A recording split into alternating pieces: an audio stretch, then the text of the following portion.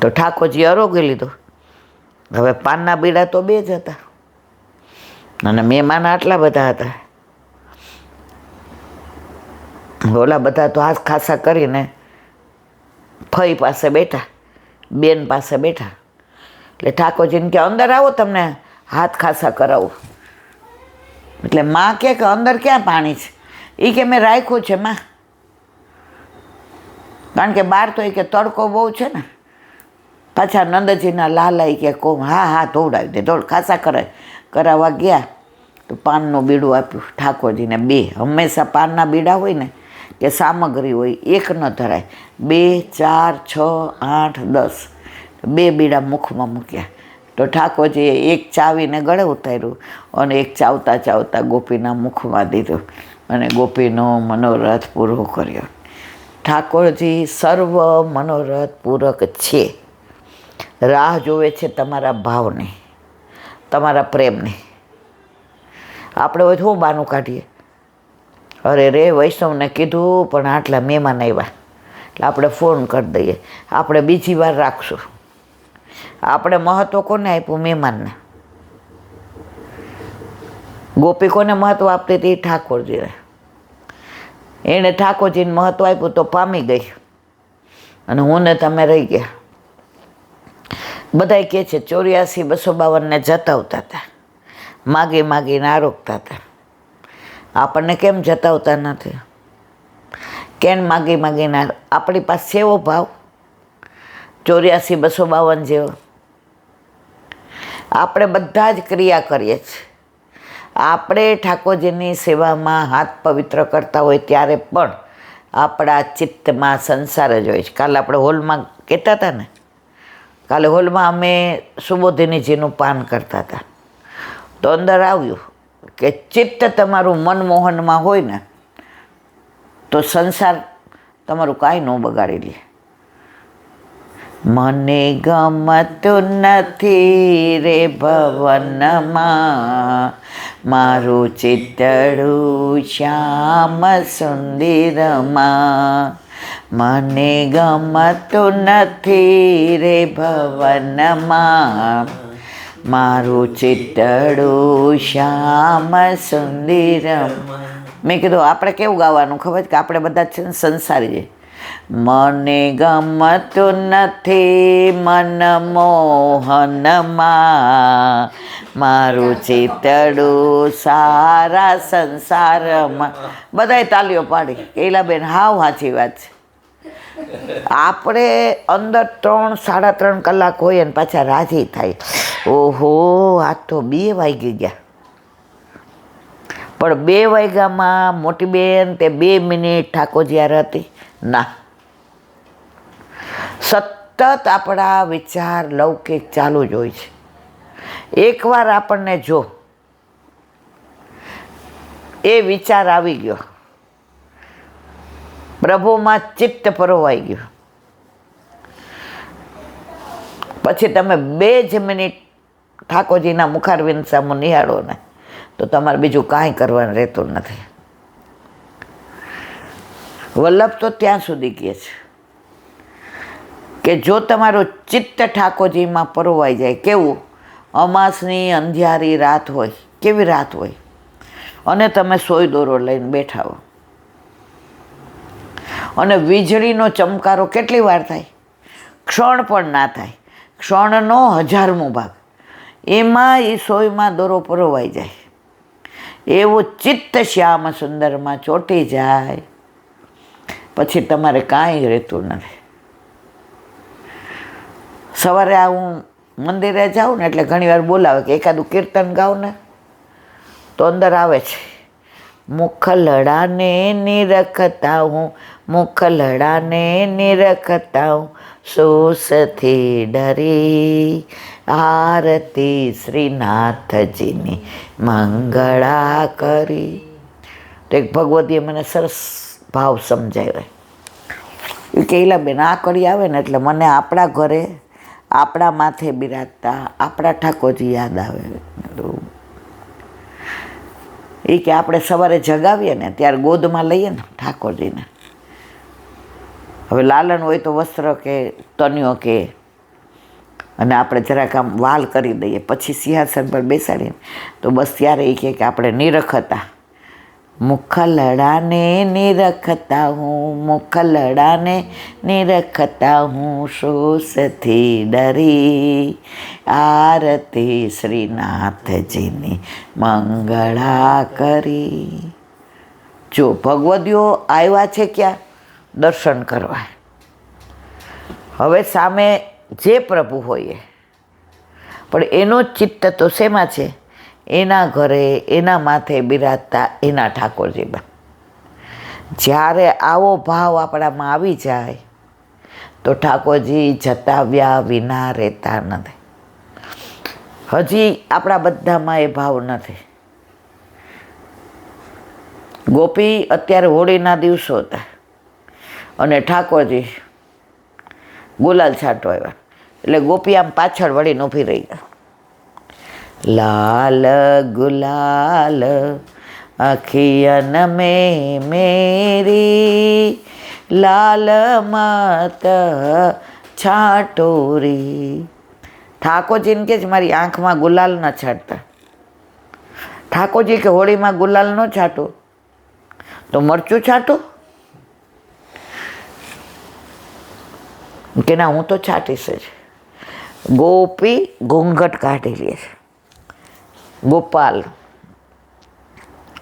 માર્યા આંખમાં ગુલાલ ન છાંટો. લાલ ગોપાલ ગુલાલ મેરી આંખી અને મેં મત ડારોરી.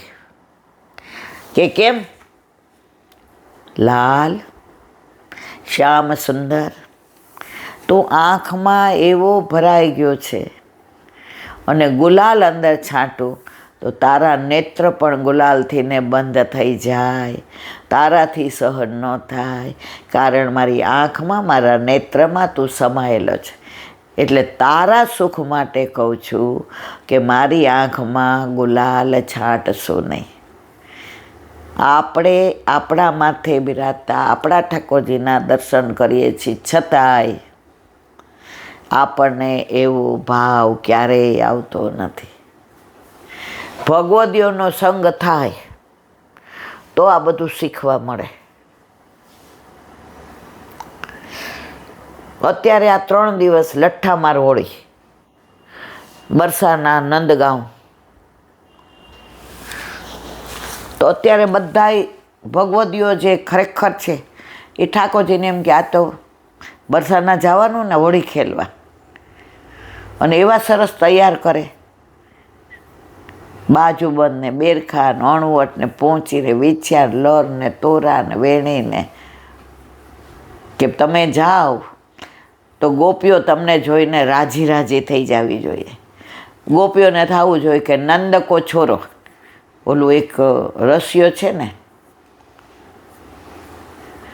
મેરો ખોઈ ગયો બાજુબંધ રસિયા હોરી में, मेरो कोई गयो बाजूबंद रसिया होरी में, होरी में रसिया होरी में, मेरो खोई गयो बाजूबंद रसिया होरी में, बाजूबंद मेरो बड़े ही मोल को, बाजूबंद मेरो बड़े ही मोल को, तोहे बंधवाऊ लाला पूरे तोल को, तोहे बनवाऊ लाला पूरे तो.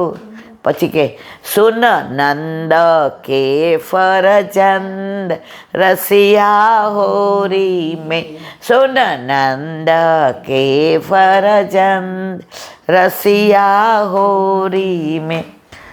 હવે બાજુબંધ ક્યારે ઘરે બેઠા હોય તો ખોય, જકજોરી જગજોરા થાય તો ખોય ને. હવે નવું બાજુબંધ પહેરીને ગયા હતા ખેલવા, કોને બતાવવાનું હતું? ઠાકોરજીને. ગોપી ભલે પરણેલી હતી, એને એના ગોરધનની કાંઈ પડી નહોતી, એને સંસાર માટે નહોતી આવી. ગોકુળમાં કાળિયો હતો, ઠાકોરજી હતો, કાનો હતો, કૃષ્ણ હતો, એના માટે આવી હતી. તો ગોપી તૈયાર કોના માટે સજ્જ છે કે? ઠાકોરજી માટે. તો નવો બાજુબંધ હોય ને, પહેલાના જમાનામાં પહોંચી કરાવતા હતા અહીંયા. અમારા વખતમાં તો કાંઈ ન આપે ને પિયરમાંથી તો એક આ પહોંચી તો અહીંયાની પદ કરાવી દે, 4-5 તોલાની થાય. તો સરસ મજાનું બાજુ બંધ કરો. હવે આવ્યા તો જકજોરી જગજોરા થઈ. ઠાકોરજીને રંગવા આવ્યા, ગોપી એને રંગવા ગઈ. બાથમ બાથા, આલિંગન, અંગ સો અંગ મિલે, પ્રેમ સો પ્રેમ મિલે, રંગ સો રંગ મિલે, સંગ સો સંગ મિલે. તો બાજુ બંધ ખોવાઈ ગયો. હવે વાંક કોનો કાઢ્યો? ઠાકોરજીનો. મેરો ખોઈ ગયો બાજુ બંધ રસિયા હોરી મેં. આ હોળીમાં તે જગજોરા જગજોરી કરીને એમાં ખોવાઈ ગયો છે. હજી આજે જ કેટલા પૂરા તોલનો બનાવીને મારા પિતાશ્રી લાવ્યા હતા. આ કુંવારી ગોપી બોલે છે. હવે તે ખોયો. ઠાકોરજી કે આટલા બધા તારી યાર ખેલે, તારી સખ્યો, આટલા મારા સખા, એમાં તું સાબિત કેવી રીતે કરે કે મેં જ ખોયો છે? કે રંગ છાંટવા કોણ આવ્યું હતું? પિચકારી છાંટવા કોણ આવ્યું હતું? કમોરી મારા ઉપર કોણે નાખી હતી? મને દેખાતું બંધ કોણે કર્યું હતું? તારા સિવાય કોઈ દેખાતું નહોતું મને.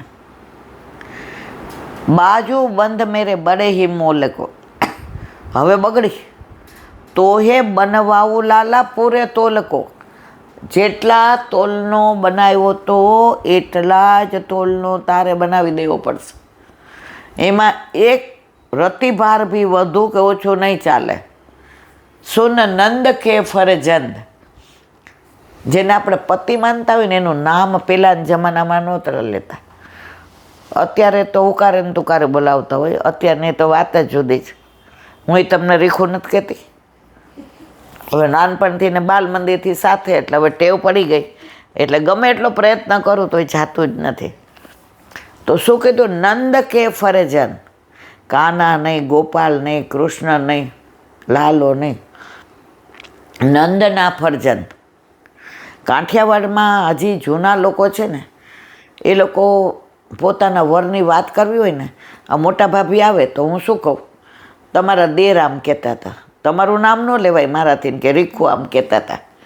આજે અમારે આજની તારીખમાં એટલે ભાભી હોય મોટા ભાભી જેઠાણી, હું કહું તમારા દેર આમ કહેતા હતા. રેખા કિરણને શું કહું? તમારા ભાઈ આમ કહેતા. એટલે આપણો તો કોઈ સંબંધ નહીં. અરે અમારો સંબંધ તો એવો ગોપી કહે છે, જે શબ્દોને નામ ના આપી શકાય, જે સંબંધને નામ ના આપી શકાય એવો અમારો સંબંધ. એટલે કે છે સુન નંદ કે ફરજન રસિયા હોરી મેં.